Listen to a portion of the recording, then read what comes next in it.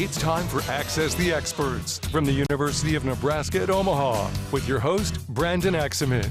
Hello and welcome to another edition of Access the Experts on News Channel Nebraska, where every Tuesday and Thursday, the University of Nebraska at Omaha faculty members answer today's questions facing our state. Now today we have the pleasure of hearing from Dr. Shari DeVeney, who is an Associate Professor of Special Education and Communication at UNO. So Dr. DeVeney, today's question is, what's the best way to prepare for raising a child who will likely have a developmental disorder?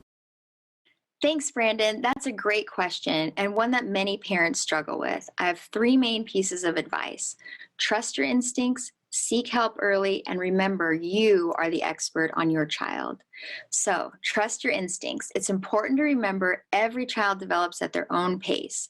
Developmental milestones are usually discussed at pediatrician visits and tend to focus around four major developmental areas, like gross motor skills, which include large muscle movements like crawling and walking, and fine motor skills, which include small, fine-tuned movements of the hands and fingers like self-feeding and scribbling.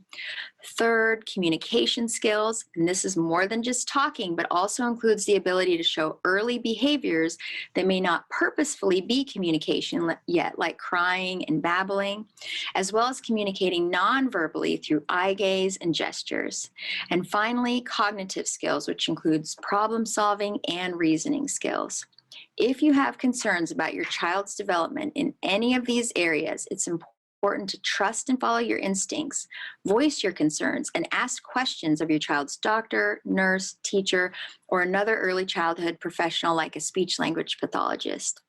This brings me to my next point, which is to seek help early. Early intervention can have a huge positive impact on a child's long-term development. This is reflected in the research, and I've seen it too in my own clinical practice experience.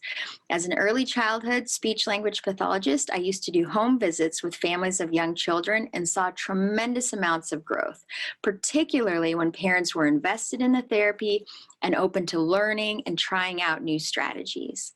And this brings me to my third point, which is you are your child's best teacher. Don't underestimate your influence. If your child has special needs, you're going to find yourself interacting with lots of different professionals in different fields. But remember, they may have expertise in their area of study, but you are the expert on your child, in that you see them more than anyone else and can connect all the pieces holistically. And it really takes both kinds of expertise working together to create the best, most effective intervention plan for your child. Also, it may be helpful to join a support group of parents whose children have similar needs and to offer yourself some grace. You may be feeling sad, angry, afraid, depressed. Adjustment and acceptance of an unexpected experience takes time, but there are people available to help you along the way. If you'd like to find out more information about developmental delays that affect communication or schedule a speech-language evaluation, reach out to us at the UNO Speech-Language Clinic. Our number is 402-554-2201. Thanks. Thank you, Dr. DeVeney, for sharing your expertise on that very important topic. For our viewers at home, we want you to interact with UNO's experts, so if you have a question that you want answered, go to newschannelnebraska.com to submit. We'll see you next time.